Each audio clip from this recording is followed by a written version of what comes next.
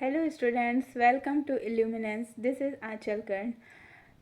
We were starting the properties of bulk matter. ठीक है, उसका हम लोग पहला यूनिट पढ़ चुके थे. हम लोग दूसरा यूनिट स्टार्ट करे थे. दूसरा unit mechanical properties of fluid. ठीक है, दूसरे यूनिट का एक पार्ट हमने कर दिया है, एक पार्ट हमने कर लिया है जिसमें हमने फ्लूइड क्या होता है, ठीक है, what is fluid and what is the basic properties of fluid. ठीक है, ये हमने पढ़ा. उसमें हमने प्रेशर के बारे में थोड़ा डिटेल में पढ़ा कि प्रेशर क्या होता है. फिर हमने पढ़ा कि फ्लूइड आपके दो तरह से हम लोग जो है वो फ्लूइड की स्टडी हम लोग दो तरह से कर सकते हैं. एक, जब आपका फ्लूइड जो है वो रेस्ट में है, किसके रेस्पेक्ट में, जिस कंटेनर में वो रखा है उसके रेस्पेक्ट में, जब वो रेस्ट में है तब हम उस फ्लूइड की स्टडी करेंगे. और जब वो आपका जो है वो मूव कर रहा है तब हम उसकी स्टडी करेंगे. ठीक है, तो यहाँ पे हम यहाँ तक हमने पढ़ लिया था. ठीक है, तो यहाँ तक अगर नहीं देखे हो तो पहले वो वाला वीडियो देखो, उसके बाद फिर इस वीडियो पे आना. ठीक है, लिंक मैं डिस्क्रिप्शन में डलवा दूँगी. ठीक, ओके. अब देखो, तो यहाँ पे हमको क्या पढ़ना है. यहाँ पे बेसिकली हमें पढ़ना है हाइड्रोस्टैटिक. ठीक, हाइड्रोस्टैटिक्स मतलब जब आपका फ्लूइड जो है वो रेस्ट में है, किसके रेस्पेक्ट में, कंटेनर के रेस्पेक्ट में. ठीक है, अब देखो, अगर मान लो हमने प्रेशर पढ़ा था. ठीक है, फ्लूइड का हमने प्रेशर पढ़ा था. क्या होता है pressure, effect of force per unit area. ठीक है, effect of force per unit area को हम क्या बोलते हैं, प्रेशर बोलते हैं. ठीक है, इसमें हमने पढ़ा था कि प्रेशर आपका क्या होता है, एक टेंसर क्वांटिटी होती है. प्रेशर कैसे होती है ये भी मैंने बताया था. ठीक है, अब देखो इसी से रिलेटेड एक प्रेशर से ही, प्रेशर को ही लेकर के एक आपका एक्सपेरिमेंट किया. किसने, पास्कल ने. पास्कल ने आपका क्या एक्सपेरिमेंट किया प्रेशर से रिलेटेड. उन्होंने, जैसे मैंने आपको एक बलून का एग्जांपल लेके बताया था ना कि एक बलून ले लो और उस बलून में देखो तो जो प्रेशर स्केलर है कि वेक्टर है, इसको मैंने समझाया था. ठीक है, अब उसी बलून को क्या करो कि पास्कल ने क्या किया कि जैसे मान लो कि ये आपका बलून है. ठीक है, ये आपका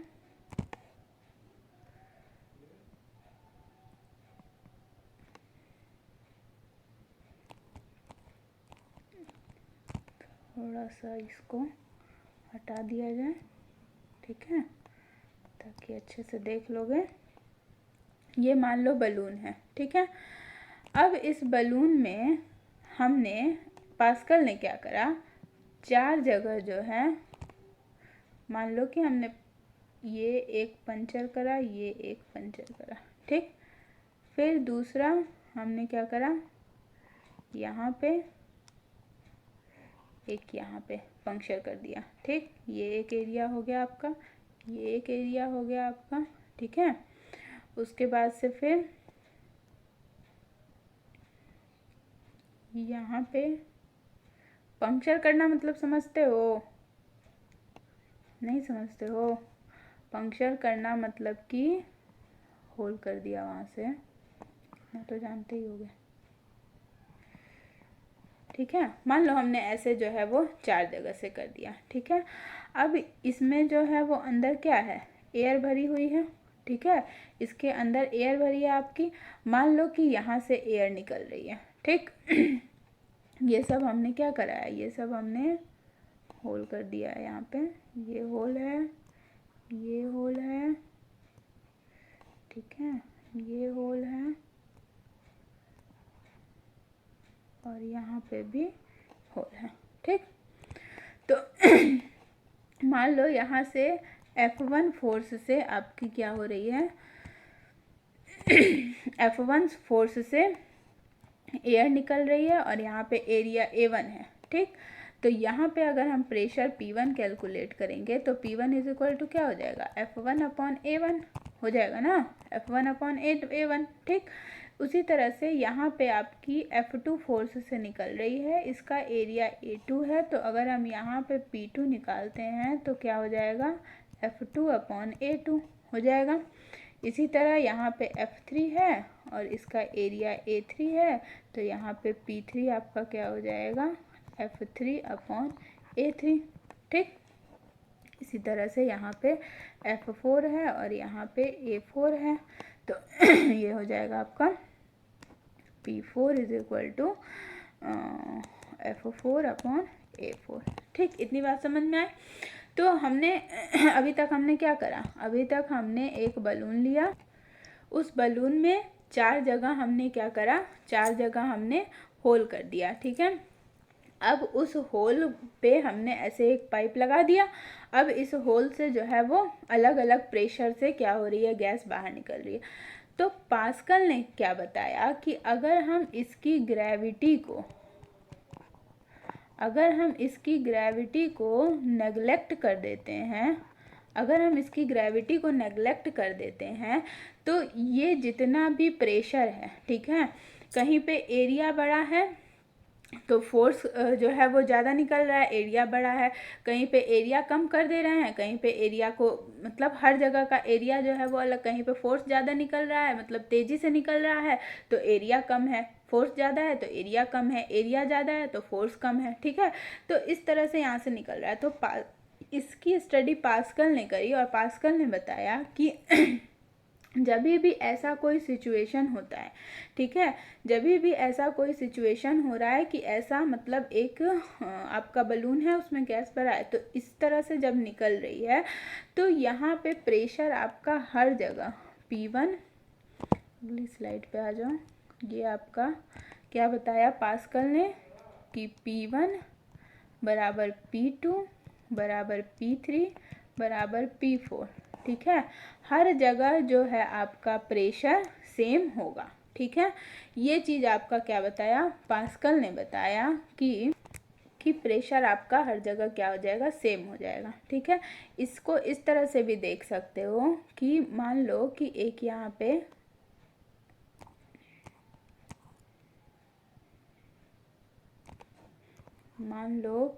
यहाँ पे क्या करते हो, एक यहाँ पे कंटेनर ले रहे हो।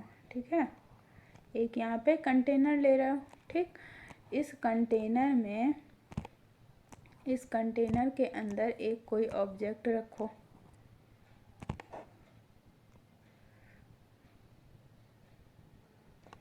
ठीक, हमने इस कंटेनर के अंदर ये ऑब्जेक्ट रख दिया और इस कंटेनर में आपका क्या है, पानी भरा हुआ है। ठीक है, इस कंटेनर में पूरा आपका पानी भरा हुआ है। ठीक है, तो इस ऑब्जेक्ट पे जो फोर्स लगेगा, ठीक है, किसके द्वारा, ये जो आपका फ्लूइड है, ठीक है, ये जो आपका वाटर है या फिर कंटेनर में जो भी फ्लूइड रखा है, ये फ्लूइड जो है इस पर क्या करेगा, ये फ्लूइड जो है वो इस पर क्या करेगा, प्रेशर लगाएगा। ठीक है, यहाँ पे अगर देखें तो इस डायरेक्शन में प्रेशर लगाएगा, इस वाले सरफेस पे इस डायरेक्शन में प्रेशर लगाएगा, इस वाले सरफेस पे इस डायरेक्शन में, इस वाले सरफेस पे इस डायरेक्शन में। मतलब कि ये जो ऑब्जेक्ट इसमें फ्लूइड में रखा हुआ है, इस ऑब्जेक्ट पे ये जो फ्लूइड है इसके चारों तरफ ये हर डायरेक्शन से परपेंडिकुलर टू द सरफेस, ये चीज़ याद रखना। ठीक है, परपेंडिकुलर टू द सरफेस हर डायरेक्शन से क्या करेगा, ये फोर्स इस पर प्रेशर इस पर हर डायरेक्शन से लगाएगा। तो यही जो हर डायरेक्शन से, मान लो इधर से P1 लगा रहा है, इधर से P2 लगा रहा है, इधर से P3 लगा रहा है, इधर से P4 लगा रहा है। ठीक है, तो यही चीज़ पास्कल ने बताया कि इसके सारे पॉइंट पर, ठीक है, क्या बताया पास्कल ने बोला कि प्रेशर किसी भी फ्लूइड में अंदर जो प्रेशर होता है वो इसके इस फ्लूइड के सारे पॉइंट पे क्या होगा, सेम होगा। ठीक, इस फ्लूइड के सारे पॉइंट पे सेम होगा, सारे पॉइंट पे। ठीक है, और हर डायरेक्शन में लगेगा। ऐसा नहीं है कि सिर्फ इसी डायरेक्शन में, मतलब सिर्फ इसी डायरेक्शन में लग रहा है, ऐसा नहीं है, फिर सिर्फ इसी डायरेक्शन में। देखो हर डायरेक्शन में, इस डायरेक्शन में, इस डायरेक्शन में, हर डायरेक्शन में, और नॉर्मल टू द सरफेस होगा। ठीक है, जो भी आपका ऑब्जेक्ट रखा है उसके नॉर्मल टू द सरफेस होगा, एकदम नॉर्मल लगेगा। ठीक, तो इसके सबके नॉर्मल लगा। ठीक है, अब क्योंकि ये जो प्रेशर है ये फ्लूइड के अंदर लग रहा है, इसलिए इस प्रेशर को नाम दिया क्या? Hydraulic pressure. ठीक है, इस प्रेशर को नाम दिया हाइड्रोलिक प्रेशर। ठीक है, तो यही चीज़ आपका क्या है, पास्कल ने बताया। तो स्टेटमेंट क्या दिया पास्कल ने कि प्रेशर, सिंपल लैंग्वेज में लिखो, pressure inside the fluid, pressure inside the fluid at every point, pressure inside the fluid at every point is same। ठीक, सेम होगा। किसी भी फ्लूइड में अगर कोई ऑब्जेक्ट रखते हो तो उसमें जो उस पर जो प्रेशर लगेगा वो हर सेम होगा। मतलब कि फ्लूइड के अंदर किसी भी पॉइंट पे अगर तुमको प्रेशर मेज़र करना है तो वो प्रेशर हमेशा, जैसे मान लो किसी भी कंटेनर में फ्लूइड रखा, अगर इस पॉइंट पे प्रेशर जो है वो 10 पास्कल है तो इस पॉइंट पे भी 10 पास्कल होगा, same, and acts in all direction. ठीक है, एक्ट्स इन ऑल डायरेक्शन। जैसा बैलून के केस में मैंने बताया था ना कि बैलून लेके जब फुला रहे हो तो हर डायरेक्शन में फुल रहा है, हर डायरेक्शन में जो है वो फुल रहा है बैलून। ऐसा नहीं है ना कि सीधे लंबा खाली होता जा रहा है, इस इधर और इधर जो है वो इन दोनों डायरेक्शन में नहीं फुल रहा, इधर भी फुला इधर भी फुला, तो हर डायरेक्शन में फुल रहा है, मतलब हर डायरेक्शन में आपका प्रेशर जो है वो लग रहा है। तो वही यहाँ पे बोला कि same and acts in all direction. ठीक, एक और कंडीशन होता है, and it is always normal to the surface. ठीक है, it is always normal to the it is always normal to the surface. तो ये आपका क्या है, पास्कल लॉ है, ये आपका पास्कल्स लॉ है, और पास्कल ने ये आपका स्टेटमेंट दिया था।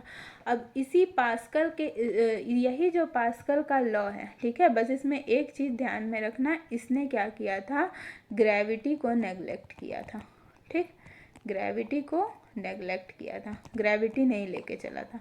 जब ग्रेविटी नहीं लेके चला तब ये चीज़ हुआ। ठीक, अगर ग्रेविटी को लेके चलेंगे तो फिर ऐसा नहीं होगा। तो ये कंडीशन बस याद रखना कि पास्कल ग्रेविटी को नेग्लेक्ट किया था। अब यही जो पास्कल का लॉ है, मतलब यही जो इसने लॉ दिया, इसी पर आपकी बड़ी बड़ी मशीनें, जो हाइड्रोलिक लिफ्ट होता है, नाम सुने होंगे, हाइड्रोलिक मशीन्स जितने भी होते हैं जिसमें हाइड्रोलिक प्रेशर का यूज़ करता है। हाइड्रोलिक प्रेशर मतलब क्या समझ रहे हो? अब हाइड्रोलिक प्रेशर अगर आ रहा है तो सीधा सीधा ये दिमाग में आ जाना चाहिए कि हाइड्रोलिक प्रेशर मतलब क्या। जब किसी फ्लूइड की वजह से किसी भी ऑब्जेक्ट पे प्रेशर लगता है और तब वो ऑब्जेक्ट जो है वो काम कर रहा है, तो उसको हम लोग क्या कहते हैं, हाइड्रोलिक प्रेशर। ठीक है, क्योंकि वो प्रेशर फ्लूइड की वजह से लगा, इसलिए उसको हमने नाम दिया हाइड्रोलिक प्रेशर।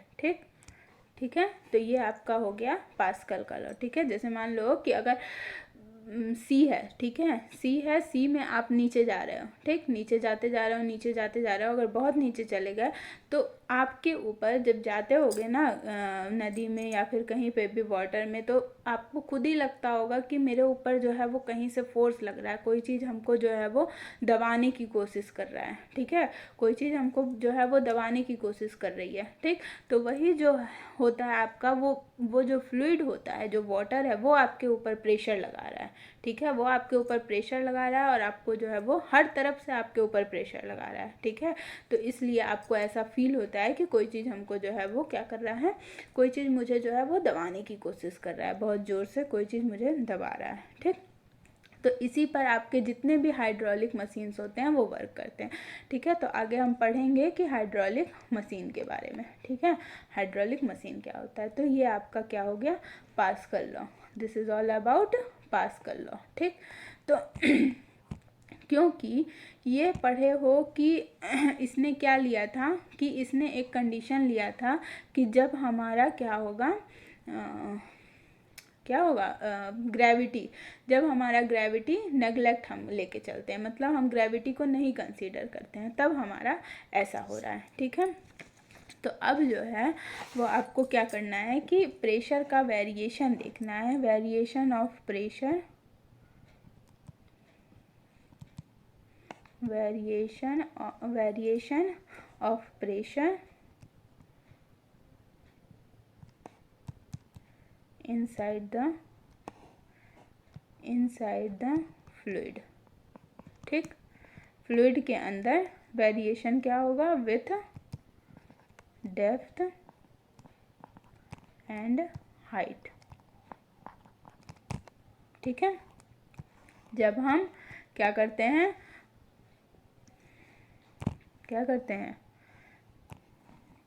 ये अब हमको देखना है। ठीक है, इसको हटा दो, तब आगे करती हूँ। तो जब हम क्या करेंगे कि अरे बोलो क्या करेंगे, जी को लेकर के चलेंगे। ठीक है, तो देखो क्या करोगे कि एक कंटेनर लिए, ठीक है, एक कंटेनर लिए, इस कंटेनर में हमने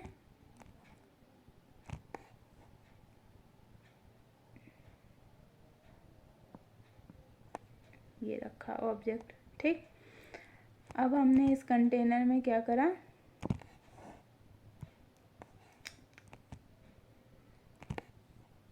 पानी भर दो इसमें। ठीक है, ये हमने लिक्विड इसमें भर दिया। ठीक है, ये जो सरफेस है आपकी, ये हमने इसको नाम दिया S1 अपर सरफेस, और ये जो सरफेस है इसको हमने नाम दिया S2 लोअर सरफेस। पानी पूरा ऊपर तक भर दो, यहाँ तक, ये पूरा वाटर है। ठीक है, अपर सरफेस की जो यहाँ से हाइट है वो H1 है, दिख रहा है, ये आपका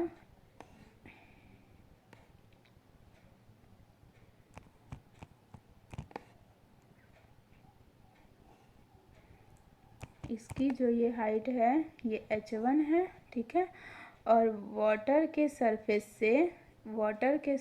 से ये जो लोअर सरफेस की हाइट है ये हमारी क्या है, H2 है। ठीक है, और ये जो आपका कॉलम है इसकी हाइट हमारी H है।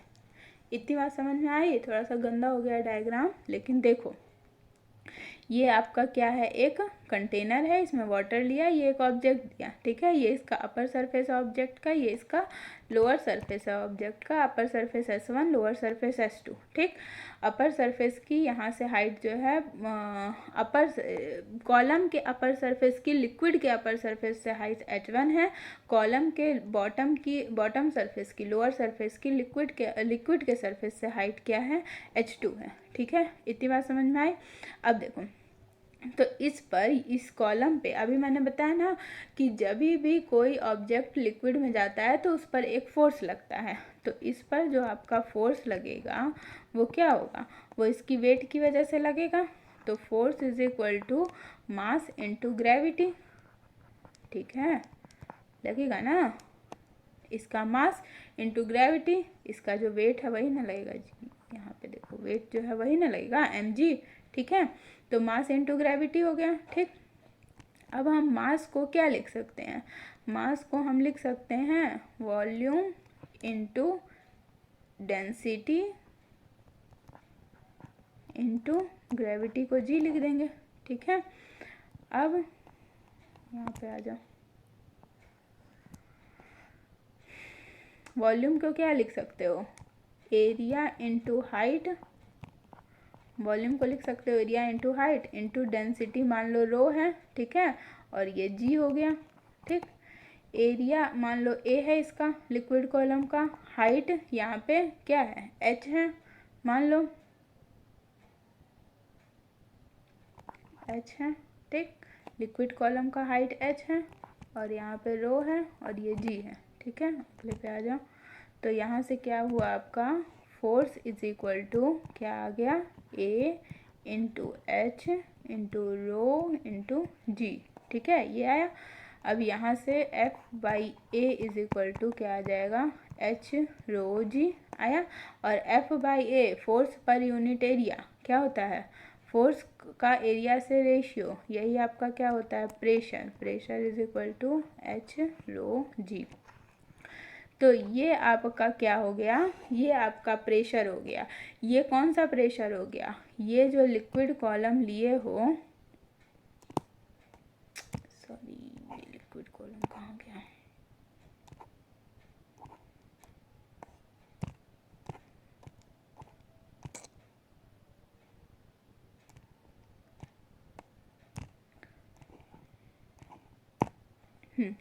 ये जो लिक्विड कॉलम लिए हो, ठीक है, इसको लिक्विड कॉलम बोलते हैं। ये जो लिक्विड कॉलम लिए हो, इस लिक्विड कॉलम के अंदर जो लिक्विड भरा हुआ है, इस लिक्विड की वजह से इसके बॉटम पर, इस लिक्विड की वजह से इसके बॉटम, इस लिक्विड की वजह से इसके जो बॉटम पे जो प्रेशर लग रहा है, वही प्रेशर क्या हो गया, ये आपका वही प्रेशर हो गया P is equal to H ρg। ठीक है, ये जो सिलेंडर है, इस सिलेंडर में जो लिक्विड भरा है, उस लिक्विड की वजह से इसके बॉटम पे जो प्रेशर लग रहा है, वही प्रेशर आपका क्या हो गया, H ρg। ठीक है, इतनी बात समझ में आ गई, ये प्रेशर। अब देखो, अब अगर हम अलग अलग इसको कैलकुलेट करते हैं, तो टोटल प्रेशर आपका, total pressure at the upper surface S1 क्या हो जाएगा, total pressure at the upper surface, total pressure at the upper surface,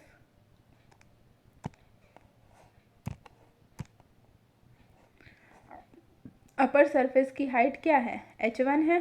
ठीक, तो total pressure at the upper surface क्या हो गया, H1 ρg। ठीक, इसी तरह से लोअर सरफेस पे क्या हो जाएगा, लोअर सरफेस की हाइट लिक्विड के सरफेस से क्या है, H2 है, तो लोअर सरफेस पे क्या हो जाएगा, H2 ρg। तो अब वो जो लिक्विड कॉलम है, मतलब सिलेंडर है, उसकी वजह से क्या हो जाएगा, प्रेशर आपका, इसको हम लोग P1 बोल सकते हैं, इसको हम लोग P2 बोल सकते हैं। तो P1 माइनस P2 बराबर क्या हो जाएगा, P2 माइनस P1 कर दो, P2 माइनस P1, तो ρg H2 माइनस H1।